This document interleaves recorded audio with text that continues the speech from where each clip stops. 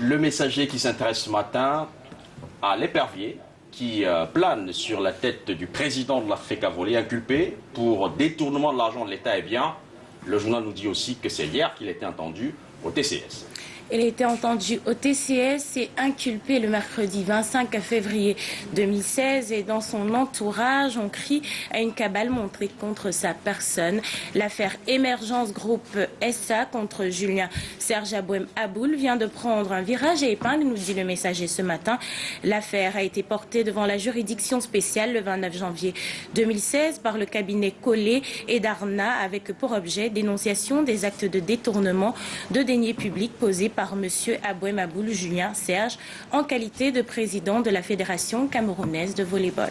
Pied de une, chapelle politique, quand le Rassemblement démocratique du peuple camerounais devient un parti état-major.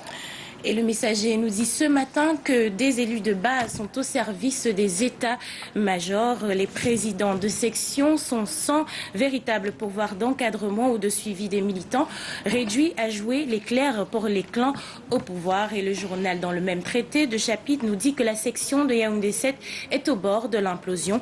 Des militants qui ne se parlent plus du tout depuis la dernière opération de renouvellement du bureau de leur section. Des tracts qui circulent et qui dénoncent la mainmise sur le parti par le clan Simi et Vouna. Décidément, dit le journal, dans la section RDPC de Yaoundé, l'appel à candidature de Paul Biya pour 2018 n'arrive pas encore à fédérer tous les militants qui appellent à l'arbitrage de leur président national.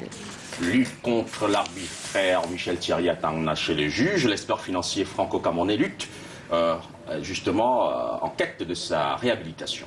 Et le Messager donne la parole ce matin au secrétaire général de la branche camerounaise de l'association Atangana contre l'oppression et l'arbitraire. Il parle des enjeux de la convocation de Michel Thierry Atangana chez le juge ce jour.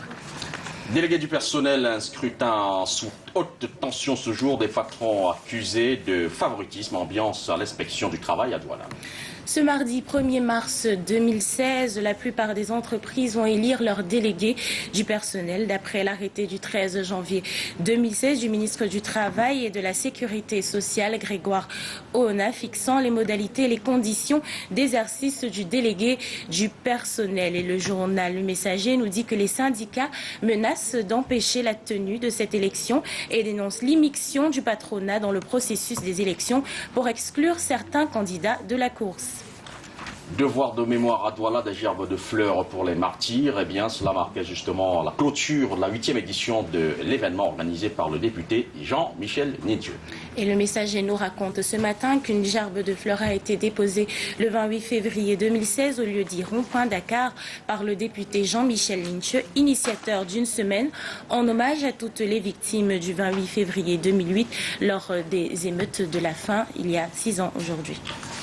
Présidentielle 2018, question autour des plateformes de l'opposition.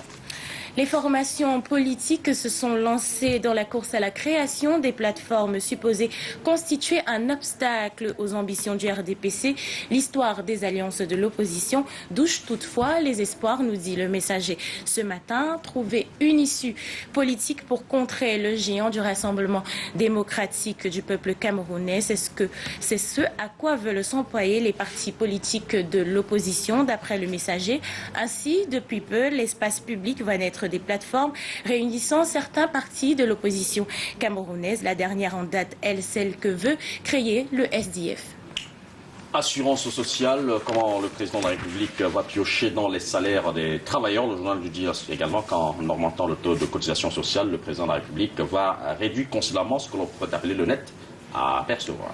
D'après la nouvelle expression pour les salaires bruts mensuels inférieurs à 300 000 francs CFA, la baisse du salaire est de 1,4%.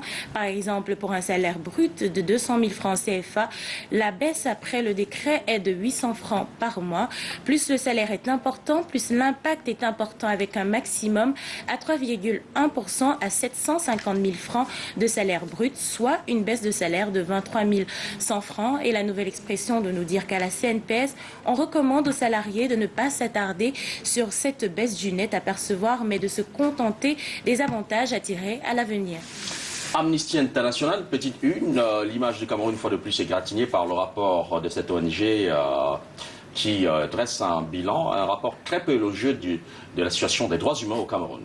Un rapport publié le 24 février 2016 dans lequel Amnesty International déclare que dans sa volonté d'empêcher Boko Haram de gagner du terrain, les forces de sécurité se sont livrées à des arrestations arbitraires, placements en détention, des disparitions forcées et des exécutions extrajudiciaires. Des centaines de milliers de réfugiés venus du Nigeria et de la République centrafricaine vivaient toujours dans des conditions précaires au Cameroun, dit le journal.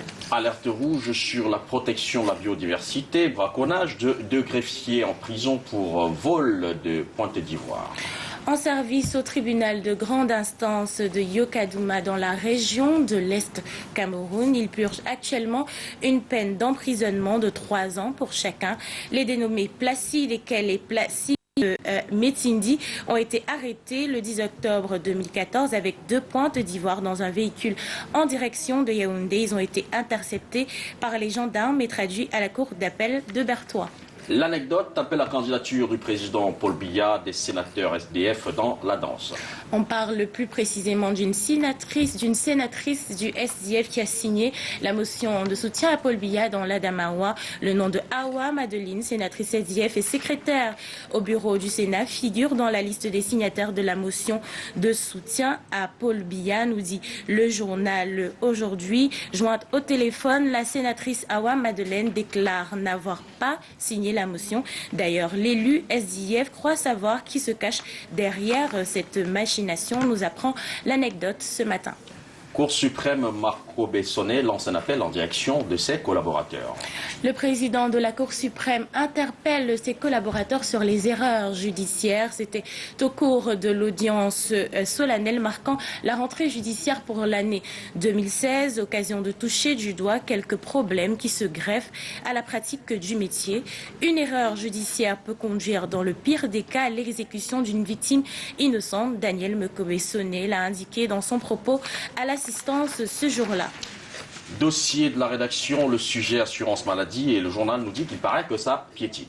D'après le dossier, cela fait maintenant quelques années depuis que le président de la République a créé par décret l'assurance maladie universelle, c'est-à-dire l'assurance maladie pour tous. D'après le journal, cette décision valable sur l'ensemble du territoire national pourrait se révéler lourde de conséquences positives pour les populations qui ont le devoir d'adhérer afin de ne plus avoir à se soucier du paiement de leur santé. Vous retrouverez donc les articles en pages 6 et 7 relatifs à ce dossier santé du journal ce matin. Et Aurore Plus qui consacre ça ce matin au dossier relatif à l'Assemblée générale de l'ordre des avocats, là-dessous du boycott des avocats du barreau du Cameroun.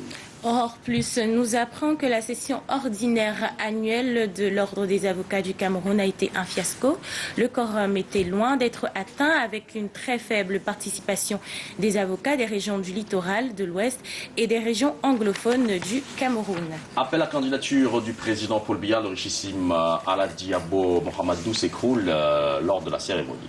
Le membre du bureau politique et leader régional du RDPC, la 80aine révolue, s'est écroulé en plein meeting après avoir invité Paul Biya à se porter candidat à la présidentielle de 2018. C'était samedi dernier à Gaoundéré, nous apprend Aurore Plus. Il a été évacué illico presto vers sa résidence pour des soins intensifs. Et Bolova, le préfet met en garde les élites complices de l'ancien gouverneur. Victor Marcel Ganguet a clairement signifié à certains natifs de son unité administrative qu'il ne tolérera pas un seul instant le boycott de l'accueil du nouveau gouverneur dont la tournée de prise de contact dans le sud se termine par la Villa. Et puis, athlétisme, les couacs de l'ascension du mont Cameroun. Vous trouverez également un article à ce sujet dans les colonnes de Aurore Plus. On continue avec Ouest Littoral ce matin qui consacre sa une à l'événement politique qui marque actuellement l'actualité au sein du Rassemblement démocratique du peuple camerounais. Appelle à candidature en faveur de Paul Biya, les grossières listes des signatures de l'Ouest.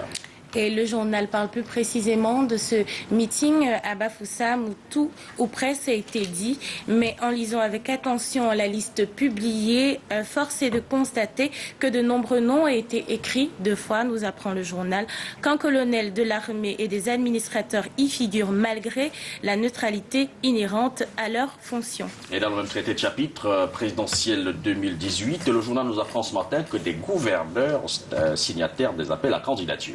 Et le journal Le Dire qu'on savait déjà que Samuel Iva Diboua, le gouverneur du littoral, a boudé le contre-appel à candidature du Malidem contre Paul Biya. Cette fois-ci, Joseph Otto Wilson et Bernard Okalia Bilay, les gouverneurs du centre et du sud-ouest, se sont expressément rangés du côté de la mangeoire en signant l'appel du centre. Et le journal nous dit que sénateurs, députés, ministres, directeurs généraux et autres hauts fonctionnaires de la République ne cachent plus leur soutien par signature interposée à un nouveau bail de l'actuel locataire du palais d'Etoudi. Et comme ça, le journal nous apprend qu'à Bafoussam, l'opposition peaufine sa stratégie à l'ouest.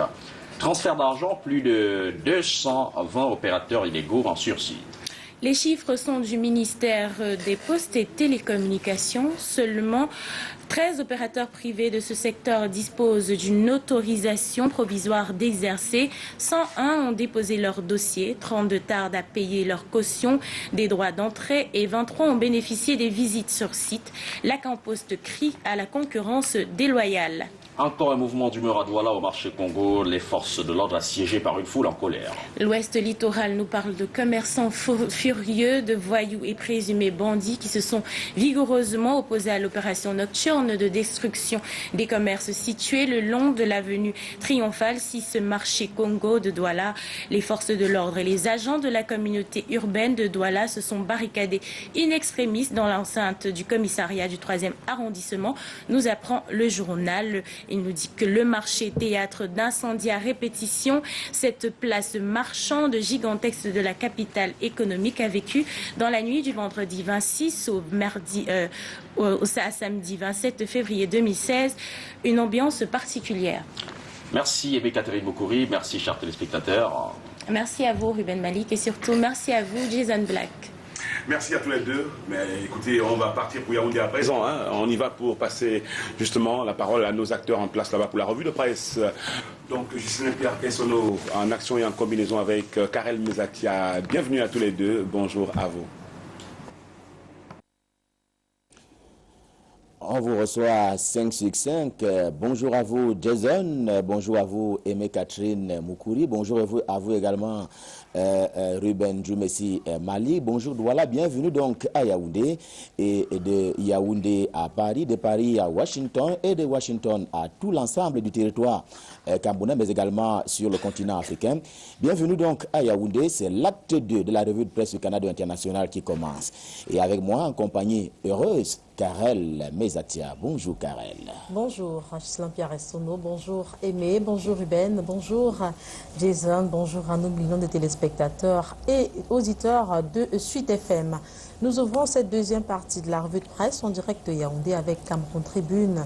Le quotidien bilingue national ouvre une série ce 1er mars sur le fer de lance de la nation et aujourd'hui, ce journal met en exergue ces jeunes qui ont réussi dans l'agriculture. Cameroun Tribune est dans une trajectoire depuis le discours présidentiel du 10 février dernier lorsque le chef de l'État camerounais s'adressait notamment aux jeunes Camerounais et cela consiste à encourager par l'exemple les jeunes Camerounais qui veulent pratiquer l'agriculture. 2 entrepreneurs agricoles sont ainsi mis en exergue ce matin dans l'édition de Cameroun Tribune. Ambé, le natif de Ngaoundéré, Samaki, s'illustre par la culture de l'igname et il en est devenu millionnaire tandis que ce licencié en droit, Billy Pimba Zek 2, pour ne pas le nommer, fait de beaux jours sur l'axe Bertoua-Belabo. Banane, plantain, macabo et autres mandarines sont ses voisins les plus préférés. Il est ainsi un employeur de jeunes dans son terroir, indique Cameroun Tribune. Cameroon Tribune is also taking us to Ngaoundéré this morning, where hostage takers have been arrested.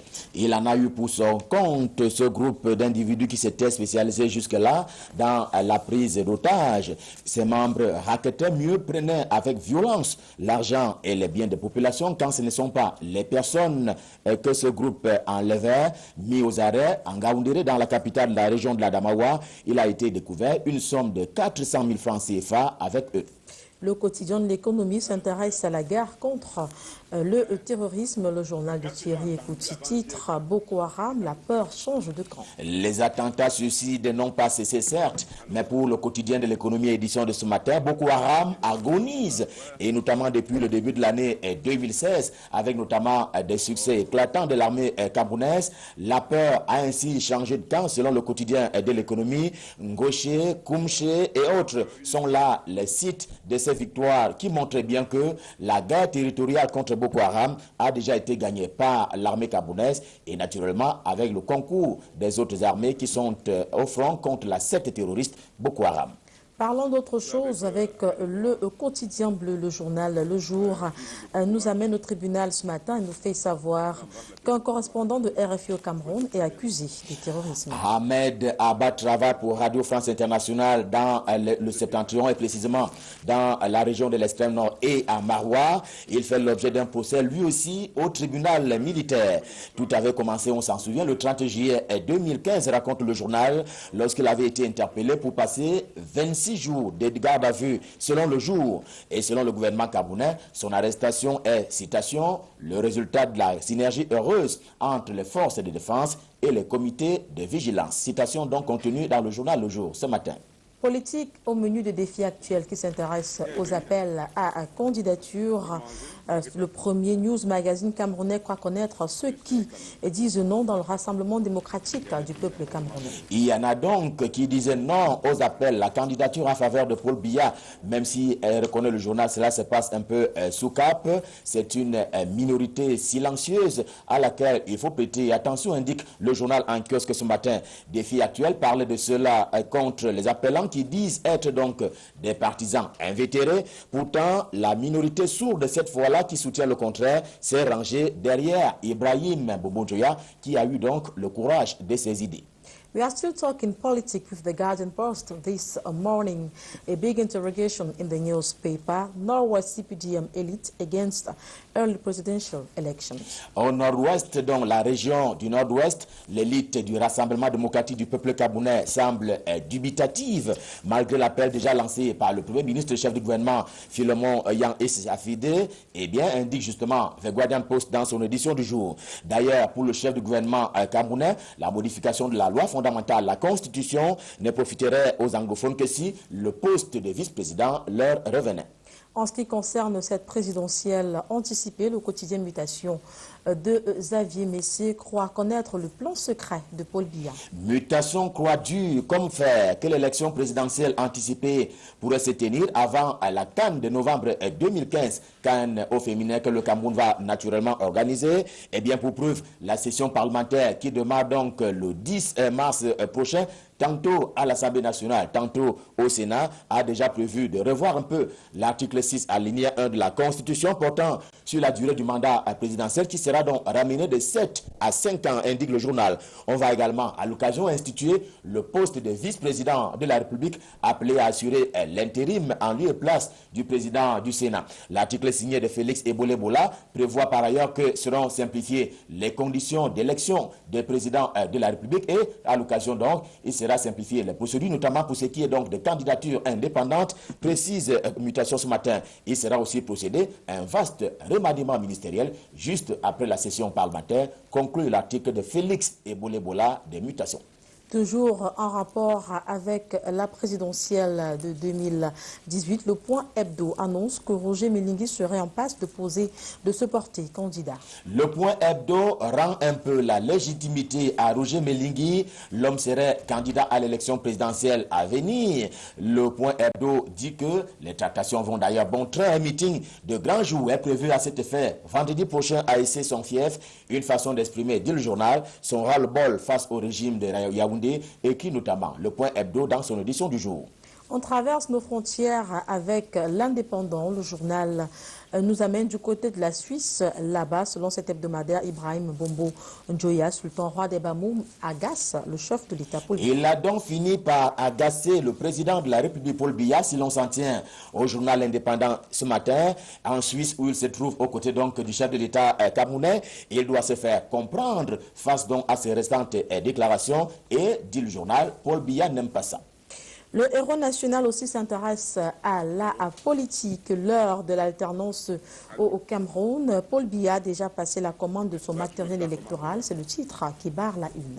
Le héros national, tel un scoop, annonce que Paul Biya a déjà commandé son matériel électoral en vue de l'élection qui s'en va avoir lieu dans quelques mois ou même dans quelques années au Cameroun. On vit ainsi l'alternance comme un leurre, écrit le journal. C'est d'autant plus qu'il est en train d'arrêter en compagnie du sultan roi de Bamoun, Ibrahim Bombo Njoya, la date définitive de la tenue de la présidentielle anticipée qui est donc prévue après le congrès extraordinaire du RDPC d'ici à quelques semaines selon le héros national. Le héros national titre au rez-de-chaussée, offensive politique, le Social Democratic Front déterminé à asphyxier Maurice Kamto à Baham. SDF contre MRC, eh bien la bataille est rude à Baham. L'honorable Tsomelou Jean, nouvellement élu président de la coordination pour le compte du SDF dans la région de l'Ouest Cameroun, eh bien il déclare ce matin qu'il veut en finir. Politiquement, il veut en finir avec Maurice Kamto, mais politiquement, et c'est un combat de longue haleine qui va durer au moins 4 ans. Vous le savez, depuis peu, Jean-Bruno Tagne, le nouveau directeur général adjoint chargé de l'information à Canal 2 International, le journal L'épervier de Sa Majesté Léopold Félix Nutio revient sur cette nomination et nous fait savoir que ça n'a rien à voir avec le tribalisme. Il s'agit tout simplement de l'innovation du président directeur général, M. Emmanuel Chatué.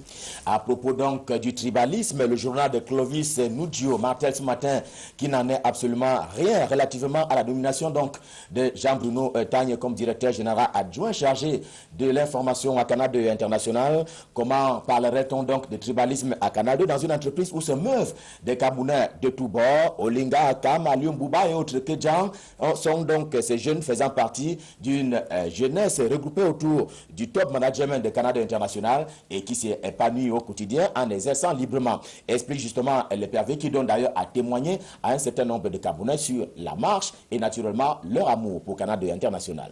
Autre chose à présent, selon Tribune d'Afrique, au ministère de l'économie, la planification et l'aménagement du territoire, le Premier ministre, chef du gouvernement, Philémon Yon, bloque les nominations du chef de ce département, Louis-Paul Motazé. Tribune d'Afrique avait vu juste, parlant justement de ces nominations qui étaient bloquées jusque-là et qui ont été finalement débloquées hier. L'éditorial de Faustin Djikam, le directeur de publication, n'en fait que très peu cas, préférence apaisantie donc sur ces écrits qui sont des écrits. Eh bien, il s'agit d'écrits des anciens hauts commis de l'État en prison actuellement et qui ont mis le secret dehors, comme on le dit au Cameroun. C'était un peu trop osé de faire arrêter ceux qui vous ont venu, conclut Faustin Djikam dans son éditorial ce matin. Et puis sport, 21e édition de l'ascension du mont Cameroun, la touche personnelle de Bidoupat, c'est le titre qui barre le rez-de-chaussée. L'ascension du mont Cameroun, édition 2016, aura encore été formidable selon le journal Tribune d'Afrique de Faustin Djikam. Le journal y voit d'ailleurs une touche personnelle de l'homme, Pierre Ismaël Bidoupat, qui est le ministre des Sports et de l'Éducation physique. Le deuxième numéro du journal L'Épervier arrive à notre rédaction ce matin, marque également un temps d'arrêt au ministère des Sports et l'Éducation physique et titre donc 130 jours de travaux au titanesque d'Ismaël Bidoupat. Vous l'avez dit, L'Épervier en coup double ce matin évoque tous les travaux titanesques de Pierre Ismaël Bidoupat en 130 jours. 130 jours de rupture avec la fin de l'imbroglio. La détermination de Pierre Ismaël Bidoupat tient le bon bout sur la route des CAN 2016 et 2019 que le Cameroun va abriter. L'Épervier fait également des révélations sur les vraies raisons du décès de l'ancien ministre Louis Bapès. Entre stress et poids de l'âge, il fallait s'attendre à ce que l'homme s'en aille, révèle le journal L'Épervier ce matin. L'homme qui a quitté la terre très récemment va donc entamer son dernier voyage. C'est une information que nous donne donc L'Épervier ce matin. Eh bien, lui, Bapès va entamer son dernier voyage le 3 mars prochain pour aller donc se reposer dans la Sanaga maritime, son département natal. Le financier d'Afrique s'intéresse au marché financier. Cet hebdomadaire du monde économique et de la finance évoque les recommandations pour booster les bourses de la CEMAC. Malabo, la capitale de la Guinée équatoriale, abritait les 24 et 25 février dernier le forum du marché financier d'Afrique, notamment de la CEMAC, auquel a d'ailleurs participé Boniface Tuenkam. Dans sa mallette, il ramène donc le fait que la CEMAC s'est présentée, c'est donc prescrite des axes de développement qui passent par le boostage de bourses, à la fois de Libreville, mais également de Douala au Cameroun principalement. L'orphelin est arrivé à notre rédaction, chasse aux fidèles de Paul Biya. Que reproche-t-on à Basile Atangnakuna, ministre de l'eau et de l'énergie, s'interroge ce journal. Que reproche-t-on à l'homme Basile Atangnakuna qui fait d'ailleurs vibrer le ministère de l'eau et de l'énergie? Si l'on s'en tient au journal, aux yeux donc de l'orphelin, eh bien la cabale contre lui ne marchera pas, même pas sur Internet. Il restera debout tant qu'il va bénéficier de la confiance du chef de l'État, Paul Biya, précise l'orphelin. L'orphelin revient sur l'explosion des grenades dans la capitale économique camerounaise, Douala, et titre « Pas de panique ». Le journal détient tous les détails de cet incident, on s'en souvient, qui est survenu du côté de Douala. Nous étions alors le 25 février dernier. Il souffle un vent de corruption sur cette affaire, indique le journal, et justement, il conclut que les fautifs seront sévèrement sanctionnés. Le quotidien Émergence s'intéresse à la réforme de la sécurité sociale. Selon le journal de Magnus Mbiaga, il y a des querelles autour du décret présidentiel. Le problème de fond est donc la question de l'interprétation du texte présidentiel sur la réforme de la sécurité sociale au Cameroun. La querelle est née entre la CSTC de Jean-Marie Zambouamougou, l'UGTC et le ministère du Travail et de la Sécurité sociale. Au demeurant, dit le journal, les trois parties n'ont d'accord que de désaccords sur le relèvement du taux de cotisation. La CSTC, par exemple, parle de 16% avec un plafond d'1 million de francs CFA. In the Guardian Post in the Median of this morning, Albert Ngomkome, Aïdjo's minister, speaks out. C'est une interview exclusive d'Albert Ngomé. Il est un ancien ministre des Transports sous Amadou Ahidjo et directeur général de la défunte Fonader sous Biya. Albert Ngomé jette un regard sur les deux systèmes, celui de Paul Biya et celui d'Amadou Ahidjo. Il dit par exemple que Amadou Ahidjo était strict et discipliné alors que Paul Biya laisse un peu aller. Eh bien, sous Amadou Ahidjo, les ministres n'étaient pas forcément des politiciens alors que sous Paul Biya, si tu ne fais pas la politique, c'est la politique qui va te faire. Amadou Ahidjo connaissait tous ses ministres personnellement et sous Amadou Ahidjo donc les ministres étaient pauvres, certains très pauvres, même alors que les ministres de Paul Biya aujourd'hui sont on ne peut plus trop riches. La vague est là ce matin. Maître Jean de Dieu Momo, président du PADEC, s'exprime dans les colonnes de ce journal et selon lui, le Rassemblement démocratique du peuple camerounais se comporte comme à l'ère du parti unique. C'est une réplique que sert Maître Jean de Dieu Momo au journal La Vague ce matin. Le président du PADEC est formel sur ce coup-là. Le RDPC est retourné au parti et au système unique. Ses appels à candidature en faveur de leur champion Paul Biya relèvent simplement de la saleté politique, sans morale, sans foi, mais également sans loi. Eh bien, il faut que cela cesse, semble dire Maître Momo, qui sera du reste candidat lors de la prochaine élection présidentielle au Cameroun. Et puis à lire également dans ce bimensuel, connais-tu mon beau village Bipindi à la croisée des chemins? Connaissez-vous ce beau village? Question formulée par le journal. Sinon, la vague en kiosque ce matin nous conduit à Bipindi. La petite bourgade fait sa mue lentement, mais sûrement, indique le journal, avec des projets de développement. Il faut y être, flatte justement le journal La Vague. Et avec La Vague édition de ce matin, nous mettons un terme à la revue de presse Made in Yaoundé. Rendez-vous est pris pour demain avec plaisir. Et d'ici à là, on vous souhaite d'excellents moments en compagnie des programmes de Canada International. Et je m'en vais dire immédiatement bonjour et lui souhaiter une excellente journée à elle, ma voisine du matin. Bonne journée à vous, Karel. Merci, Ghislain Pierre-Essono. Bonne journée à vous également. Excellente fin de journée à tous ceux qui nous regardent et nous écoutent de manière fidèle tous les matins. Votre fidélité nous honore, vous le savez déjà. Et surtout, n'oubliez pas, lorsqu'il sera 10h30 exactement, restez scotchés devant le petit écran. Nous serons chez vous, naturellement, avec beaucoup de plaisir. Jason Black, on se retrouve demain.